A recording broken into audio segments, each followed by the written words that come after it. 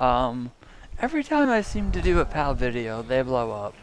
And I don't really care too, well, I do care a little bit. It is always interesting when I do a PAL video and it blows up. And someone comments like, oh, make the video shorter, like, oh, you know, this and that. And it's just like, I don't know. I do this for me.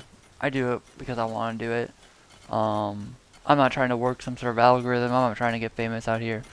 But I want to do some quick tips for getting better at PALWORLD because it occurred to me that maybe my video blew up because people were interested in getting back into PALWORLD.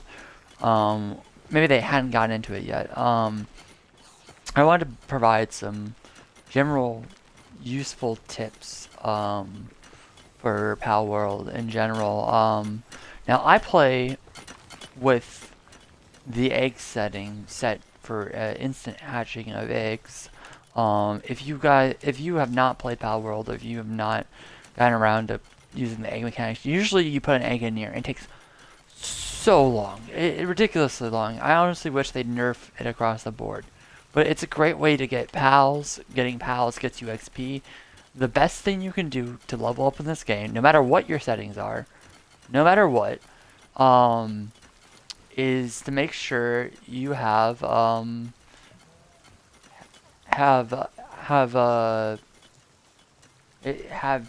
lot of pals. That you're catching a lot of pals.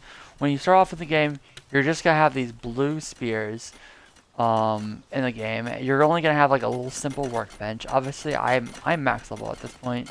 I've been playing the crap out of this game. You only have these pals. It's a capture 7 power level. Even at this late stage in the game, I still don't really. I'm not crafting a bunch. You see me with a lot of palmetto iglets.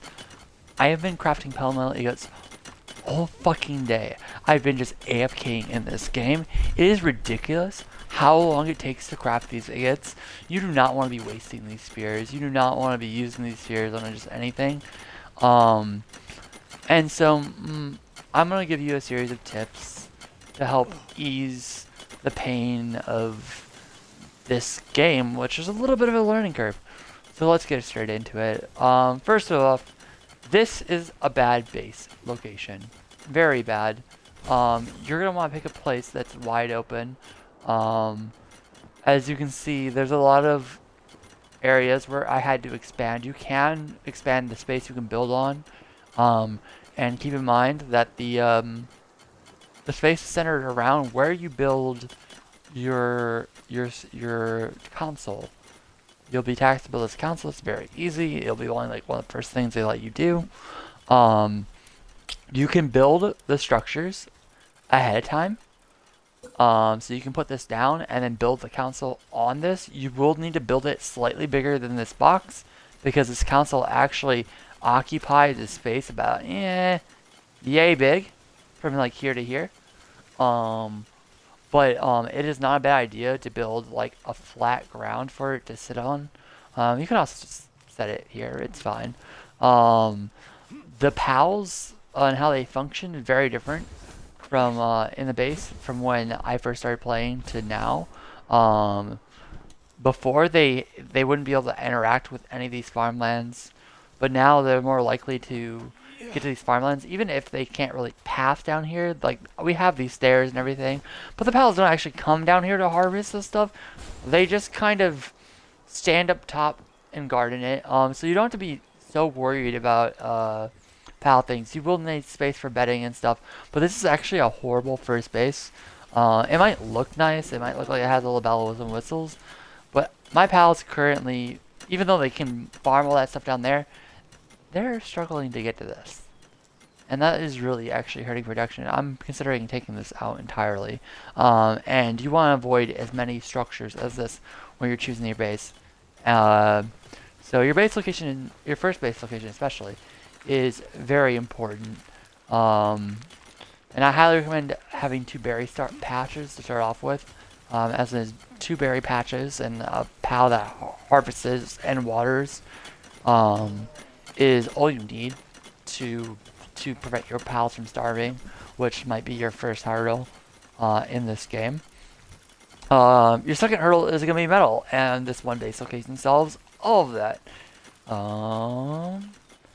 And so if you go, this is their starting area, like literally right here. This is like the first area you'll start in. We built our base here because it was right there. Horrible decision, but at this point we have so much here, like there's no point in moving it. And we're making it work. That being said, the best base location is just a short ways down the road. And it is up there. That is the best base location because, well, let me show you. First of all, there is no way. This is literally just a giant jet plateau. There is a way around, or up and around. It's not that hard to get to. With hardly any stamina and any access to flying, grappling hooks, you should be able to make your way around here. Either through like climbing up somewhere else. There's bridges and stuff. This base contains metal. The first thing you're going to struggle with, because how the tech tree is set up, is getting lots of metal. Your pickaxes are going to be sad. You will not be able to swing your refined metal pickaxe and hit for 391. You'll be hitting for 50 with your stone pickaxes.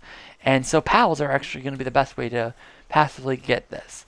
You set your base thing up around here-ish. I had this as a metal farm for ages. It worked really well. I think this is the best metal farm. First of all, this base could not be attacked by NPCs at all. With the exception of maybe the flying NPCs, but you won't get to that until you're much higher level, and by then you'll have a better base. I highly recommend this place. It's right here on the map. Get this base location. You know, assuming you're not playing on a multiplayer server and this isn't already taken, which, by the way, I can't even get the multiplayer servers to connect to. But there's this little bridge here. There's a chillet over here. Chances are you'll wander down this road from base, and you can climb up the hill and get to this base easy, and just start your base here. And as soon as you get a digging pal or two, and you start upgrading your base, to get more pals and get more beds, you will need to come in here and build wooden things to extend it. But because nothing can attack this base that isn't a flying monstrosity, and that, like I said, that doesn't seem to come until you're like much higher level. It could be that they added an update, but I'm not sure. You shouldn't have any problem. Because the problem with like starting off is when you build stuff with wood and you have fire pals or something attack the base, your entire base can catch fire and burn down. They nerfed how quickly the fire spreads, but that doesn't mean like early off starting off when you have like one pal that does water that your entire base can't burn down. And that could having to rebuild that could turn you off from the game. So I highly recommend this base location just because it will carry you into the mid game. But honestly, you won't need to worry about metal based on the updates. Coal, on the other hand, you will need to worry about, and pure quartz you'll need to constantly worry about in the late game, especially pure quartz in the late game. A lot of the end game base upgrades take that. At level 31, you'll get the ore mine site 2. I don't just highly recommend. This is like mandatory stuff you get. And this hip lantern also mandatory. I cannot stress to you enough how annoying it is carrying a torch. If you played this game, you know you can't really see a ton when it's dark outside. This lantern stays on you always. You don't have to worry about it. Even if you play with drop stuff on death, key items stay on you, and it is a key item. The feed bags, at least getting the feed bag 1 or 2 is nice. Beyond that, you don't really need too much. It will stop you from having to stop and eat food constantly. There's a lot of things that just... This is an automation game. But right away from level 15, this is the level where this base will become very insignificant. Because at level 15, you'll get the ore mining site, and you'll also get the monitoring stand. These two are probably the most important things to running a base. These are the two things you should get as soon as you hit level 15, if possible. This viewing cage, unnecessary. The Nightwing Settle, unnecessary. They're way better mounts than the Nightwing, but if you need an early game mount to fly around, it will cut it. I'm trying to see where the Edifin saddle might be better though. Although I will say Vanworm is way better. Edifin, Vanworms and its alternate Madame quest can fly over water without draining stamina, but because Edifin walks on two legs when it's on the ground, and Vanworm just kind of hovers, this thing can drain stamina when flying over water, and this thing will not. So Vanworms are infinitely better, and it's only a few levels later. But if you're not playing with accelerated XP growth, go for this. It's fine. But the modernization will allow you, I discussed this in my last video, which has like a bunch of views on it right now. The modernization will allow you to make sure that everything is running smoothly in your base. It also allows you to overwork your pals, but that's more headache than it's worth. The best place to set up a coal base, shit, I just realized, when you're playing live,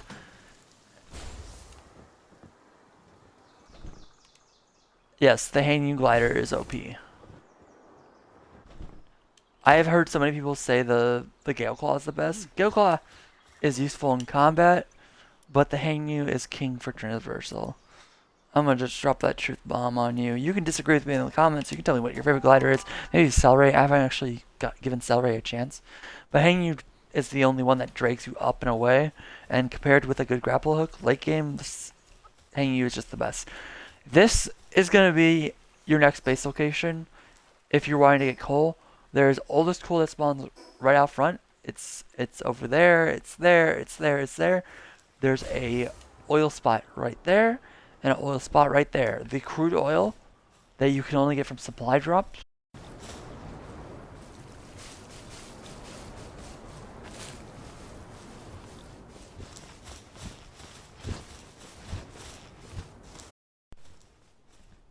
I unplugged my mic on accident. The crude oil you can only get supply drops it looks like, obviously the coal looks like black coal.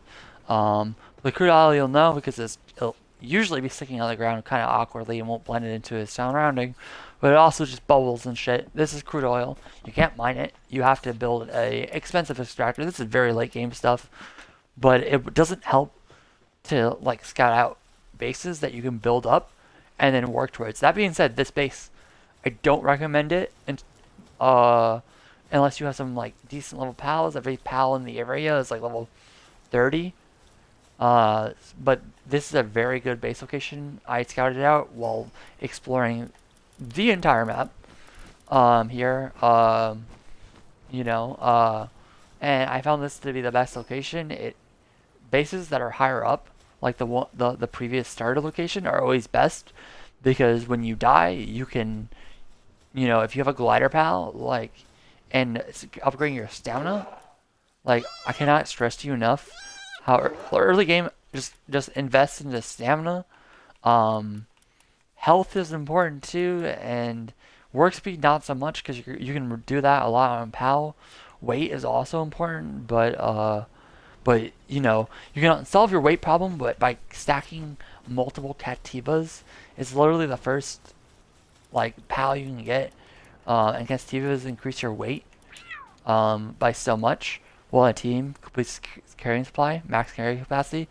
And if you have yourself a PAL upgrade machine, you can it really doesn't take that much.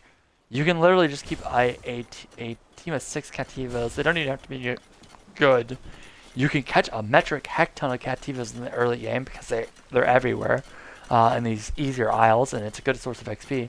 And then once you get the PAL condenser, this little thing, you can just upgrade them all to level 2 to avoid, or level 3. It's 4 for first level, 16 for the second, I think 32 for the third, and for the final level, I think it's like 68 or 60 something, 80 something PALs of the same type. Very hard to get to, but you can solve your early game carry weight with literally a full party of Cativas. It might be good for defending yourself from other PALs, but when you're level 18, and so long as you're not shooting Mamorists in the face, you should be good, Um, do not take anything. I would say do not take anything above your level, more than I'd say 5 levels, and you're begging to die and get one-shotted. Anything 5 levels above where you're currently at. Um, I would even say like I think I play with on like hard level damage levels. Um, so I think I take more damage than the average player because I don't just play on normal stats. Um, but don't play this game the way that you feel comfortable playing. The egg time takes absolutely forever. Um, and there is a lot of stuff to unlock. I do not, no one, do not hold yourself to any sort of standard. If you want to crank up that XP modifier, all you have to do is go to the title. Even if you try the base game out for sure. Try the base settings out. But if you think, yes, I don't, absolutely. Dude, this game crashes a lot. It's the most frustrating thing, especially when you play with a friend. When your game crashes like so much. On PC, it doesn't crash hardly at all. And for my friend with his mediocre PC, but on Xbox Series X, the game is more stable, but it still crashes every so often. So if you ever feel like there's something you don't like about the difficulty, whether it's too hard, enemies deal too much damage, eggs take too much time, you can come in here. You can click on your world. There's a change world setting right there in the middle. Don't delete the world. Be very careful you don't do that unless you absolutely hate your world and hate your character.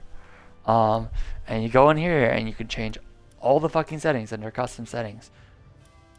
Do whatever you want with this. And do not... the autosave interval, by all means. If this by default is like a minute, 5 minutes, don't... You want it every 30 seconds, especially if you're playing on an Xbox. The XP rate, don't be afraid. I didn't realize now. I didn't even crank this shit up all the way. Like if you want to level up fast, granted, if you level up too fast, you will. Yeah, like I'm gonna crank up the capacitor rate. I don't know what these defaults for these are. I've been playing under these settings for a bit, and then other things. I think I turned down I think it's originally 1.0, but like there's some of these difficult settings, like the PAL appearance rate. I'm very tempted to turn this down, because when you start getting PALs that are super fast, like I bred up a really good hound, go in here, change the settings as much as you want, do what you want to have fun with, like, like this is unless you're playing on a multiplayer server that with like set rules, but like if you're playing alone, if you're playing with friends, you know, like why not? Why not change whatever, whatever you think is fun, and you know if you want to be able to sleep in your bed and restore all your HP really quickly, bump this up. Like there's a ton of settings, look them over. Maximum number of dropped items in a world. See, I probably should turn this down, but I don't know how taxing that is, and a lot of times my game crashes from sound. Well, there's a lot of settings in here that can prevent your game from crashing probably too. So, yeah, the time to incubate eggs is right here, right kind of near the bottom, and you turn that down to 0, and you just pick up any egg you want and you hatch it. It's a lot of really good XP. The death penalty, no drops, drop all items except equipment, drop all items and pals on team. Like, how much do you want to tear your hair out because you made a mistake, because a glitch forced you into the map? This game is still kind of buggy. Like, the bigger pals, the really big ones, I've been pushing the map a few times because they do some sort of animation where they rear on their hind legs or something. And then I'm underneath them because I'm hitting them with a melee weapon, and they push me under the earth. Now that never kills me, but it will force you to respawn back at your base. So, guys, do whatever you do to have fun with this game. You don't have to play on normal or whatever to have fun with this game. I guarantee you, you know, like if you want to have a casual experience, make it casual. If you want to drop everything on death, including your pals, do that. By default, I think that's the setting. But by all means, I think it's way more fun if you can just be like, hey, high level pal, kill me. I want to go back to my base because I'm full up on loot. I'm overweight. Like, when you turn off dropping everything, like that's when you are truly free to like to kind of just. It takes a lot of the tediousness out of this game, and you could focus on what's fun. Which I love they have so many world settings for this game. I think Ark had a lot of settings too. I used to play Ark survival game back in the day when my PC still worked a damn. But like even with some of the settings turned up, like Ark was still a pain in the ass. Taming dinosaurs in the game was never fun. At least the eggs in this game, even if you're Ark and keep the base default settings, you really don't have to sit there. You don't have to grab sedatives and food and like cram it in the knocked out dino's mouth. Like you just throw a ball. You play a chance game. You know, make sure you collect the lift monk statues and upgrade yourself at the churches, or build the statue to upgrade it. The little Nimbus statue. It should be one of the first 5 levels I think you can get. And that is if you follow, you know, if you just do that and are make sure to keep some stuff, keep your stuff organized, keep your pals organized. I highly recommend you keep like the first 2 boxes for recent pals, and then you maybe keep the pals you really want to use and keep in one area, and then put all the trash pals at the back. Literally, that's what I do. I think it's easiest that way. Develop some sort of system to organize your pals. So when you want the pals that you swap out and swap around on your team for various use cases, because there's more than just strong pals to use reasons to use your team. Like I said, I mentioned Cativas, very useful early game to have a full party of Cativas until you level up and get your carry speed, or get some rings or some potions to increase that carry weight. So find some way that works for you. So because you want to keep all those pals, even the ones that are bad, you know, that they're sellable. They're sources of income. You can sell them all. They're sources of upgrading your the pals of the same version that you want. You need hundreds of the same pal to max out a pal stats and star level.